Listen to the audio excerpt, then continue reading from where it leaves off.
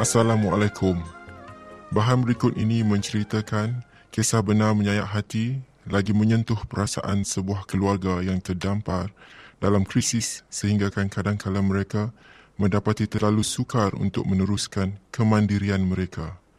Bagaimanakah mereka mampu menghadapi dan mengatasi keperitan hidup yang sebegitu?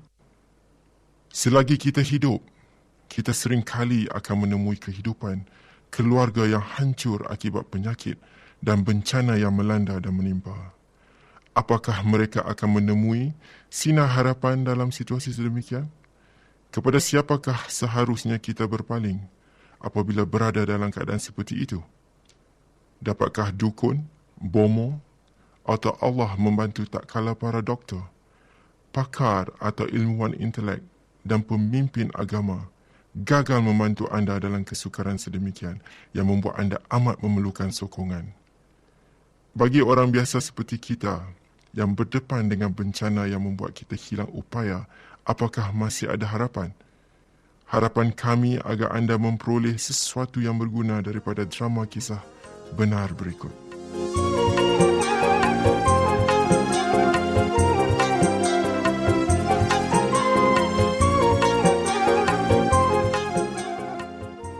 Nama saya Aziza. Saya seorang Melayu dan Islam baka, yakni mewarisi agama Islam. Seperti Muslim yang lain, saya juga patuh dan taat kepada agama saya. Dari ketika saya masih kecil lagi, saya telah melihat bagaimana kaum keluarga saya serta orang Islam yang lain sering mendapatkan hikmat pawang, dukun dan bomoh untuk menyembuhkan pelbagai penyakit. Mereka ini begitu dihormati dan sentiasa ditemui untuk mendapatkan nasihat berhubung dengan kekayaan material, keuntungan, pekerjaan, kenaikan pangkat, hal ehwal percintaan dan yang paling utama ialah untuk mendapatkan kuasa luar biasa demi melindungi diri daripada segala bentuk perbuatan jahat. Walaupun muslimin dan muslimat adalah umat dan mengakui patuh kepada akidah Muhammad yang mana antaranya termasuklah penekanan bahawa Isa Al-Masih akan kembali buat kali keduanya, namun kita masih mempercayai akan kewujudan dan kuasa para roh yang ada di sekeliling kita. Malah kita percaya bahawa ada antaranya yang membawa kebaikan manakala ada yang membawa kemudaratan. Dan berbalik kepada kedatangan kedua Isa Al-Masih, saya diajar tentangnya oleh para ustaz dan guru agama, maka saya mempunyai pengetahuan sedikit sebanyak tentang Isa Al-Masih.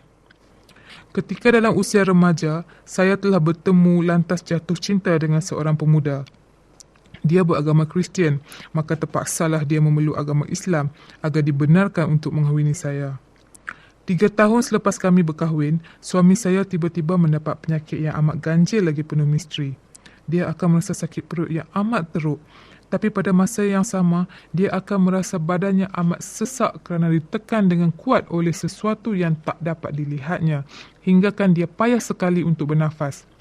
Seringkali dia akan menjadi amat takut dengan kematian dan tidak sanggup ditinggalkan sendirian biarpun sekejap. Keadaan itu berpanjangan selama 2 tahun. Kami telah pergi untuk mendapatkan rawatan daripada banyak doktor dan nasihat para pakar juga. Semua mereka mendiagnosis suami saya mempunyai masalah gastrik. Namun, ada yang mendakwa bahawa beliau dilanda masalah psikologi. Di samping berjumpa para doktor perubatan, kami juga membawa bertemu bomoh dan dukun dengan harapan besar dapatlah mereka menyembuhkan penyakitnya. Tetapi, beliau terus menderita selama 2 tahun. Sepanjang tempoh itu, dia terus juga berjumpa para doktor yang mana ada antara mereka yang pasti bahawa dia telah mula hilang akal. Kemudian, agak pelik lagi ajaib, penyakitnya sembuh dan lenyap sepenuhnya. Sepanjang 4 tahun berikutnya, kesihatannya baik. Dia sihat walafiat. Tetapi, tiba-tiba, tanpa angin atau ribut, dia jatuh sakit semula dengan penyakit yang sama. Kali ini, dia mengesyaki ada beberapa orang yang iri hati terhadapnya telah menujunya dengan ilmu hitam lantaran persaingan perniagaan. Mereka mungkin bertujuan untuk memusnahkan kebahagiaan rumah tangga kami dan entah apa lagi tujuan jahat yang lain. Atas kesimpulan inilah maka kami sekali lagi mencari bomoh untuk mendapatkan pertolongan. Kali ini kami mendapatkannya daripada seorang bomoh dari selatan Thailand yang terkenal berkuasa ampuh. Selama kira-kira 4 bulan, bomoh ini mengurung suami saya serta cuba merawatnya. Namun, pada penghujung 4 bulan keadaannya tidak bertambah baik. Malah berada pada tahap yang paling teruk. Masih tidak kami temui walau secubit harapan, biarpun telah habis daya usaha kami. Hanya setakat yang mampu terfikir oleh minda manusia. Tak kala itulah abang suami saya mengundangnya ke rumah keluarga mereka. Di sana, seluruh keluarga yang beragama Kristian itu telah mendoakan suami saya atas nama Isa Al-Masih. Pada masa yang sama, mereka turut membaca dan merenungi pelbagai kalimah dan bait daripada kitab Taurat dan Injil, yang kesemuanya boleh didapati dalam Alkitab. Hasil daripada suasana penuh kasih sayang dan keakraban dengan doa dan puji penuh syahdu, begitu suci yang menyelimuti tidur dan jaganya, yang berterusan selama 2 bulan, suami saya akhirnya pulih sepenuhnya daripada penyakitnya yang begitu dahsyat. Namun, proses penyembuhan bukanlah sesuatu yang mudah, kerana dia telah bertemu dan berlutut pada pelbagai jenis bomoh. Pelbagai jenis makhluk halus yang jahat telah berkawan dan menginap di dalam badan suami saya. Hanya satu sahaja cara untuk menangani dan menewaskan segala makhluk jahat tersebut, dan ia boleh ditemui di dalam kitab Injil dalam penyampaian Markus bab 16 bait ke-17. Tak kala Isa Al-Masih bersabda, kepada mereka yang percaya akan diberikan tanda-tanda ini. Mereka akan mengusir roh jahat demi namaku. Mereka akan berkata-kata dalam bahasa yang tidak diketahui. Dengan doa yang tidak putus-putus, seganding dengan usaha sentiasa membaca Alkitab dan dengan memohon atas nama Maha Suci Isa Al-Masih sebagaimana yang diarahkan oleh kitab Injil, segala roh dan makhluk halus yang jahat berjaya diperintahkan untuk keluar daripada tubuh suami saya. Sebelum itu, roh-roh jahat tersebut sering mengherokkan dan mengejangkan badannya sampai dia muntah dan dirasuk.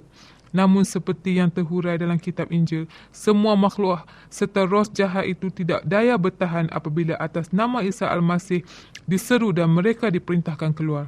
Akhirnya, setelah puas bergelut, mengeluarkan jeritan serta raungan yang menyeramkan, semua anasir jahat itu terpaksa mengakui kekuasaan Isa Al-Masih. Lantas, satu demi satu, menyahkan diri masing-masing daripada tubuh suami saya, sebagaimana yang diperihalkan oleh Injil.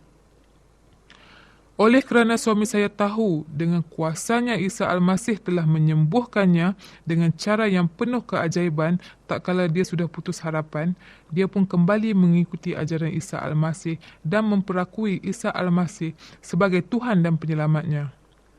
Apabila kembali ke rumah kami dalam keadaan sembuh sepenuhnya itu, suami saya menceritakan kepada saya tentang penyembuhan ajaib yang diterimanya melalui mukjizat Isa Al-Masih.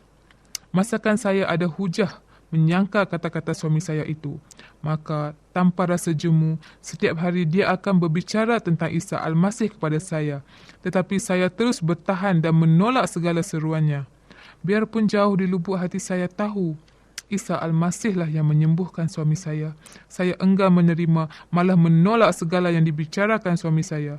Segala ajaran Islam yang menerajui hidup saya, menghindari saya daripada memperakui kuasa Isa Al-Masih, yang mana kami diajar betapa Isa Al-Masih sekadar seorang rasul dan bukan diri kedua Allah, sebagaimana yang dipercayai sepenuh tekad oleh golongan Kristian. Juga menurut Islam, Allah Esa, tidak beranak dan tidak diperanakkan. Namun, dengan tekun serta penuh sabar, suami saya terus juga menghuraikan bagaimana Isa Al-Masih adalah penyelamat seluruh umat manusia dan bahawa dia ialah Allah. Marah betul saya kerana suami saya menyangka akidah Islam saya, tapi dia tetap tekun mengajar saya tentang Isa Al-Masih. Memang saya degil, cukup degil untuk mengakui bahawa Isa Al-Masih adalah Allah. Tetapi Allah sentiasa mengasihi dan mengasihani saya. Pada suatu hari lepas senja, saya di dalam bilik untuk bersolat dan sesuatu berlaku demi merubah kehidupan saya secara keseluruhannya. Sebelum masuk ke bilik, suami saya sekali lagi menegaskan bahawa Isa Al-Masih memang hidup dan dialah Allah dan betapa saya harus menerimanya untuk bersemayam di kalbu saya. Saya terganggu, lalu saya masuk ke bilik lantas mengunci pintunya. Seterusnya, saya duduk posisi antara dua sujud dan memejamkan mata sambil menyebut nama Isa Al-Masih. Secara serta-merta, saya melihat diri saya diselubungi cahaya yang begitu bergemelapan. Biarpun mata saya tertutup rapat, saya dapat lihat cahaya itu. Malah cahaya itu memenuhi ruang bilik. Saya amat terkejut, lalu lari keluar dari bilik. Apabila pengalaman saya itu saya kisahkan kepada suami saya, dia terlalu gembira. Lalu dia berkata, itulah cahaya kebenaran Isa Al-Masih yang menerangi dunia. Dirujuknya kitab Injil dan membacakan kalimah yang mana bersabda Isa Al-Masih bahawa dialah cahaya penerang dunia ini. Memang benar, dialah cahaya kebenaran yang menghapuskan kegelapan dan kejahilan dunia. Jiwa saya pun tersentuh kerana kebaikan Allah terhadap saya, seorang insan perempuan yang daif dan hina. Saya pun sedar akhirnya siapakah Allah yang sebenarnya dan memang dia layak disembah dan dipuja. Pada hari itu juga, saya mengakui dan menerima Isa Al-Masih sebagai Tuhan dan Penyelamat saya. Dari detik itulah, dengan bantuan suami saya mula menelaah kitab Taurat dan Injil dan semua bab yang terdapat dalam Alkitab. Segala puji bagi Allah kerana iman saya terhadap Isa Al-Masih semakin berkembang dan kami sekeluarga termasuk anak-anak saya adalah pengikut Isa Al-Masih.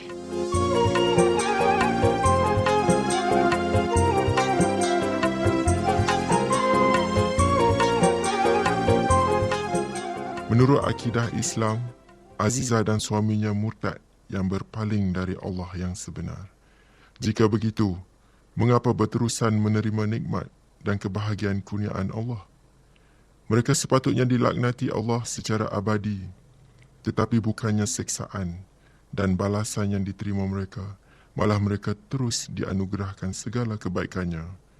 Malah Azizah juga telah dikurniai pertemuan peribadi dengan Isa Al-Masih, penyelamat seluruh umat manusia.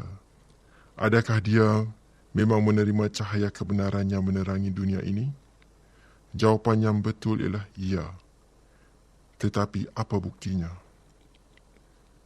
Kita tahu itu adalah kebenaran kerana di dalam kitab Al-Quran, Muhammad diperintahkan untuk merujuk kepada kebenaran dalam kitab Injil. Dalam surah Al-Imran ayat 65 difirmankan, hai ahli kitab, mengapa kamu membantah tentang hal Ibrahim? Padahal Taurat dan Injil tidak diturunkan melainkan sesudah Ibrahim? Apakah kamu tidak berfikir? Maka berbekalkan pengetahuan ini, yakni kitab Injil, mesti dipercayai sebagai rukun iman orang Muslim. Mari kita lihat apa yang tercatat pada penyampaian John bab 8 kalimah 12. Isa Al-Masih bersabda kepada mereka bahawa, akulah cahaya dunia ini. Sesiapa yang mengikutiku tidak akan berjalan dalam kegelapan, tetapi akan mempunyai cahaya kehidupan. Sebelum menerima Isa Al-Masih sebagai penyelamat peribadinya, Azizah cuba bersolat, menyembah Allah. Dia tidak mengharapkan jawapan. Apabila Isa Al-Masih menjelma sebagai cahaya yang murni di hadapannya, dia menjadi terlalu takut, lantas tidak mengalu-alukannya. Biarpun di lubuk hatinya dia tahu Isa Al-Masih yang menyembuhkan suaminya, memastikan hubungan kekeluargaannya kekal kukuh dan mengurniakan kebahagiaan. Nasib baik dia bijaksana, lantas cepat menyedari betapa dia tiada kuasa menindakkan dan menolak penyelamat yang penuh kasih sayang dan paling berkuasa itu. Dia menyesali serta bertaubat atas segala dosanya dan berpaling ke arahnya, lantas mempercayai dan mengasihinya dengan sepenuh jiwanya. Kini ketakutan terhadap Allah diganti oleh hubungan kasih sayang dengan Allah, Bapa di syurga, dan Isa Al-Masih sebagai penyelamatnya yang amat dikasihi. Tibalah masanya untuk setiap seorang antara kita untuk menerima imbauan kasih mesra Allah dan Isa Al-Masih. Semoga Allah, Bapa yang Maha Pengasih, sentiasa bersamamu. Jika pada waktu ini anda berhadapan dengan pelbagai masalah kehidupan yang sukar, apa kata jika anda menyeru nama Maha Suci Isa Al-Masih untuk membantu anda? Ikuti langkah-langkah berikut dan dia pasti datang kepada anda menghulurkan bantuannya.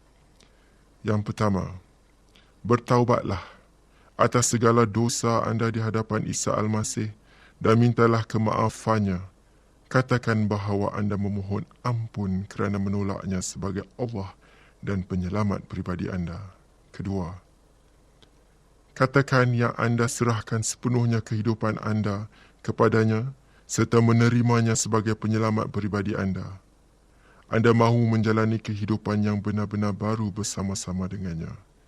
Ketiga, berterima kasihlah kepadanya dengan penuh ikhlas bahawa dia telah mengampuni segala dosa anda dan bahawa kini anda bebas daripada belenggu pengaruh syaitan. Keempat, jika anda perlukan penyembuhan di dalam badan anda, perintahkan atas nama suci Isa Al-Masih agar penyakit dan keuzuran nyah daripada tubuh anda. Dakwalah atas nama Maha Suci Isa Al-Masih bahawa kini anda telah pun pulih. Kelima, jika makhluk dan roh-roh jahat mengganggu anda harus menyeru kata-kata ini dengan lantang. Wahai Isa Al-Masih, tolong berikan bantuan serta selamatkan saya. Atas nama penuh suci Isa Al-Masih, aku perintahkan kau, wahai para makhluk dan roh jahat, nyah kau daripada aku sekarang. Menyebutnya sekali pasti menghambat segala rasa takut yang membayangi anda. Namun, mengulang-ulang sebut seruan ini pasti membawa segala ketenteraman dan kedamaian kurniaannya menceriakan kehidupan anda. Semoga Allah Bapa di syurga yang Maha Pengasih dan Isa Al-Masih penyelamat amat berkuasa mengurniakan kehidupan anda segala anugerah dan nikmatnya. Hosanna ya anak Daud, Hosanna ya anak Daud, Hosanna ya anak Daud, Hosanna ya anak Daud, Hosanna ya anak Daud. Sejahtera atas bumi, sejahtera atas bumi. Mubarakah ya Isa, anta huwa al-Masih. Mubarakah ya Isa, anta huwa al-Mukhallis. Wa 'alal ardi salam, wa 'alal ardi salam. Diberkati ya Isa, engkau yang diurapi. Diberkati ya Isa, engkau juru selamat.